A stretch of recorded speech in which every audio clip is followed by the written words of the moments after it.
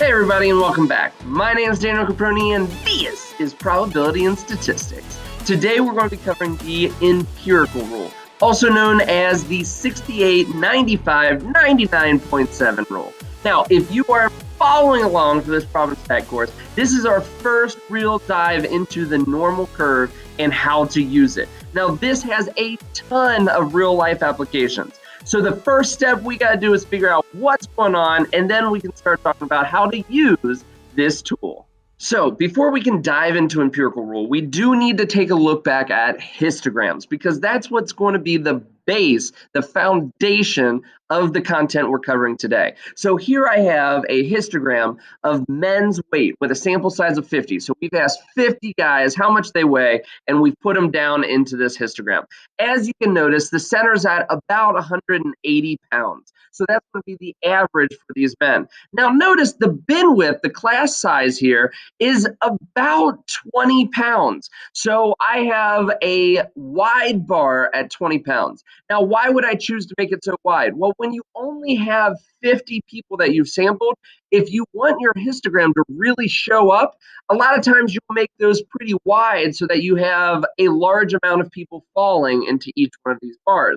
But let's say I up that sample size, and instead we're looking at 500 men and their weights. So now you can see, instead of being a class or bin width of 20, we've gone down to 10, because I'm able to have smaller bars in terms of width with the more I have in my sample. And we can keep this argument and say, hey, at 1,000, I can make it even smaller.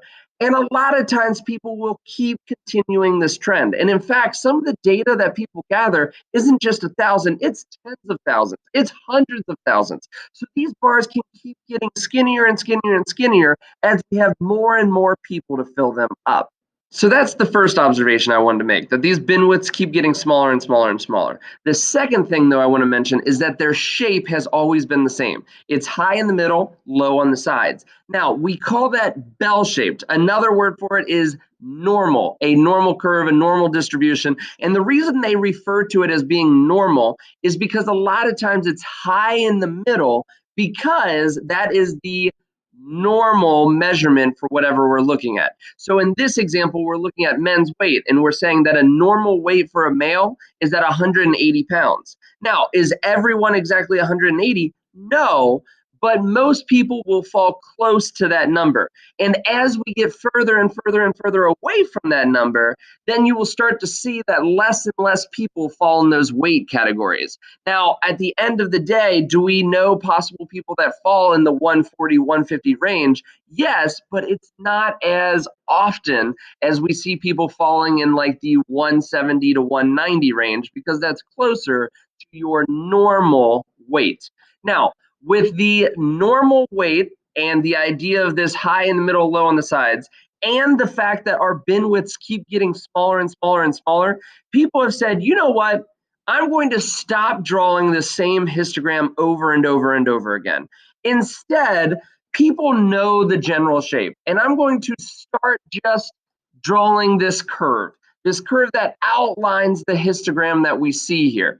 Now, it really is just looking at the tops of our histogram. So we're still looking at a histogram, but they get rid of the bars, so they don't have to look at those every single time. And instead, we just look at this general curve, which represents our normal histogram. I do want to point out that on this curve, you can see that I have obviously put an X bar in the middle of our curve. That's because usually the mean of your distribution is the normal we were talking about before. So whenever you draw a normal curve like this, it's assumed that the mean will always be in the middle. Now you'll notice there's some other important features here. For example, this area right here, where it seems like our curve is getting steeper and steeper going down, but then around this area right here, the curve definitely starts getting less and less steep. They call that an inflection point. And that is extremely important for us, because the inflection point is actually a very specific distance away from the middle. And it is actually always the case that even though this is a general shape for all examples, that the inflection point turns out to be one standard deviation away from that mean. And that works on both sides. So over on the other side over here, you see the same thing, that at the inflection point, you are one standard deviation below the mean. Mean, standard deviation, normal curve, inflection points, Mr. Caproni. I do not understand all of these words. This is a lot really fast. Honestly, at this point, normal curve, I would expect that you have done some province stat or watched some of my previous videos, so I know a lot of this may seem overwhelming. Now, if you do not understand what a standard deviation is, though, go ahead and check the video out above because that's more brand new. Inflection point is something that I just used for this example to kind of tell you something that's going to be an important feature later on, but inflection point itself is really not that important of a vocab word. So don't freak out if you remember exactly what an inflection point is or not, because really that's not the point of what we're getting at today. So where were we? Ah, yes, the normal curve. Now remember, I said that we always put the mean in the middle of this normal curve. Then from there, it's going to be jumping up and down by the standard deviation. Now notice, I put 3 tally marks to each side of the middle. That is actually on purpose because you'll see that even though the distance from here to here is 1 standard deviation, we're actually going to make that same jump multiple times. So what I'll end up doing is just taking the X bar in the middle of our normal curve, and then to get to the next guy, I'm just going to add our standard deviation. And then to move to the next guy, I'm going to add the standard deviation again. In the opposite direction, I will do the opposite of adding. I'm just going to subtract that standard deviation to get to here, and I'm going to subtract that standard deviation again to get to here. Now, there's a reason why we are making these jumps, but just for your knowledge, for our example we were talking about earlier, that means that if I started at 180 pounds as the average for a male, I'm then going to now be at, I don't know, what would we say the standard deviation is? Probably 20. So let's assume that the standard deviation of men's weight is 20 pounds. Then if I'm going to jump by 20, I'm going to go up probably to 200 here because that's adding 20. And then I'll go to 220. And then I'll go to 240 for this last guy over here. And going in the opposite direction, I'm going to go to 160. I'm going to go to 140. And by subtracting 20 one more time, I'm going to end at 120. And remember, if this is a histogram, essentially what I'm saying is when I'm looking at grown men, these bars over here are super tiny because by the time I get to 120 pounds or up to 240, there just aren't that many men that fall outside of that range. So for the most part, all of our men are going to fall within 3 standard deviations of the mean. Now, when we're looking at this, we want to make sure that we're more generalized with this because the 180 and the standard deviation of 20 is just this example. But in general, what should this normal curve look like? Luckily, I have a picture just for that. So as you can see here, I've replaced the actual numbers we're looking at with general forms. So in general, anytime you are dealing with a problem where we have a normal curve or a normal distribution that we've transformed from some histogram, you are looking at X bar in the middle. And then as you move to the right, you are just adding the standard deviation. And as you move to the left, you are just subtracting the standard deviation. So you can see that here. Now, this is actually not the empirical rule just yet, but we have now set the stage to look at what the heck is the empirical rule. Well, you see, what happens here is because this curve is always the same, and because we can generalize it to always be jumping by a standard deviation in each way, we also can generalize some other stuff about this. Now, I told you the inflection point was important because that's always 1 standard deviation away. Well, because of that, there's some unique things about the area of underneath this curve that we can find. Now, most of you guys may not know calculus yet. But if we represent all of this as our population, it should be easy to understand that 100% of the people we're talking about fall underneath this curve. So calculus measures the area under the curve. So if I were to make this into a calculus problem, I could hypothetically find the area under this curve in a specific location. So let's say I want to know the area under the curve from here to here. All right. And what that would do is, because I know that all of this is 100% of my population, the area right here would give me the percent of the population that falls between here and here. And this is what takes us to the empirical rule.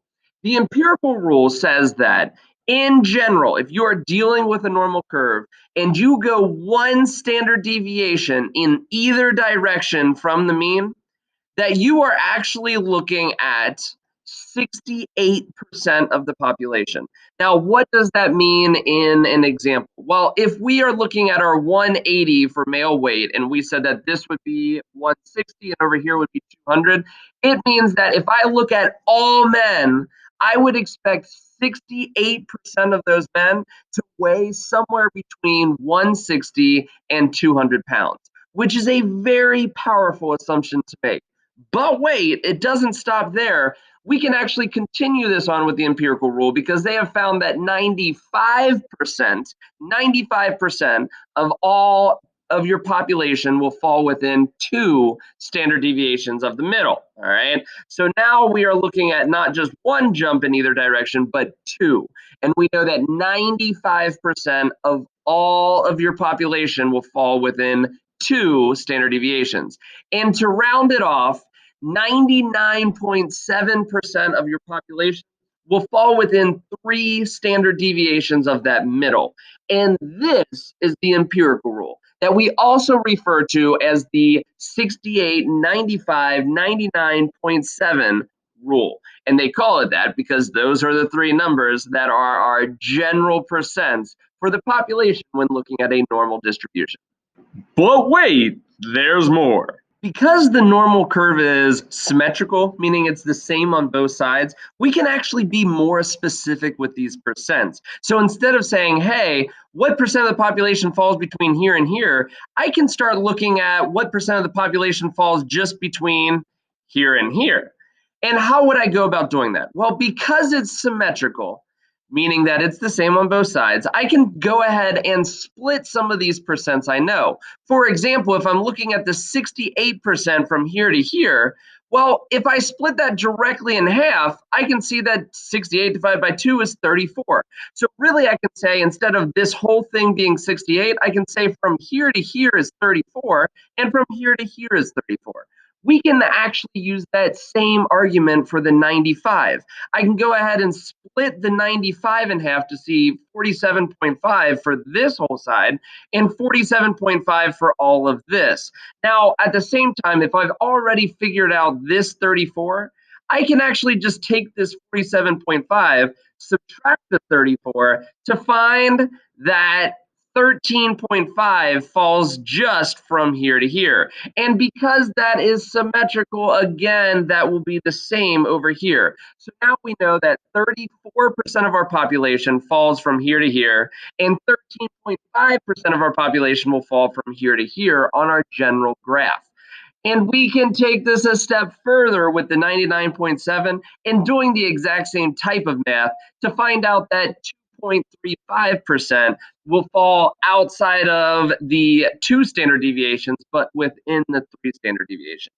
But remember, 99.7 is not our entire population. We still have a 0.3% left over. So if I split that to have half and half on either side, we end our visual here with our final 0.15% on each side to cover that 0.3 that was left over. Now, when we are looking at this, we have now taken the entire curve that we had here, which represented our histogram, and we can find out what percent of our whole population falls within each one of these sections. This is extremely powerful because it tells us a ton of information about different jumps of where we should use what or when or how. For example, if I were making t-shirts, I wouldn't make the same amount of every size. I'm going to make most of my t-shirts from this size to this size. So if that be from a small, medium, and large, I'm going to make 68% of my shirts be within those ranges. Where when I'm looking over here at like extra, extra large, I'm only going to make that about 3%, 2.5% of all of my shirts. That way, I'm not wasting product. So using the same mentality, you can look at a ton of different scenarios. If you have a normal curve situation, you can definitely find out the percent of the population that will be useful to you. Now, in my years of teaching this material, I've learned that usually students don't catch on until they just see an example of this being done, and then they realize how easy this actually is to use. So look in here, we're looking at ACT scores, all right? And we know that the average of the ACT for a student is a 21, and the standard deviation is about 5. It's actually a little bit lower at like 4.8 or so, but we're going to use 5 to make this a bit easier. So knowing what we know about the normal curve, we should be placing the average in the middle. And from there, we need to jump up and down by whatever the standard deviation is. So by just adding 5 over and over, I end up seeing that this would be 26, this would be 31, and this would be a 36 over here. And going down, we do the same thing of subtracting 5 to get a 16, an 11, and then a 6.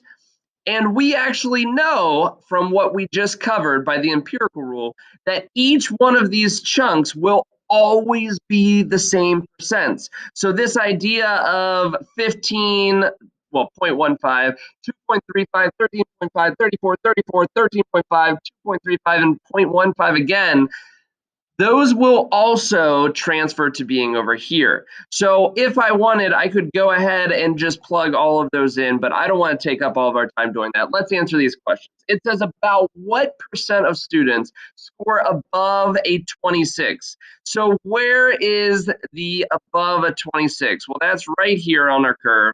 And we are looking at all of this stuff here as it goes off to infinity. Now, if I'm going to be counting all the percents here, we said that this guy right here was our 13.5. And we said that this guy right here was our 2.35. And anything outside of that was our 0.15 that was left over.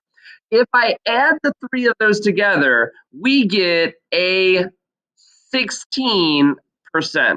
That tells me that about 16% of all students that take the ACT will score a 26 or above. Now, what about below a 21?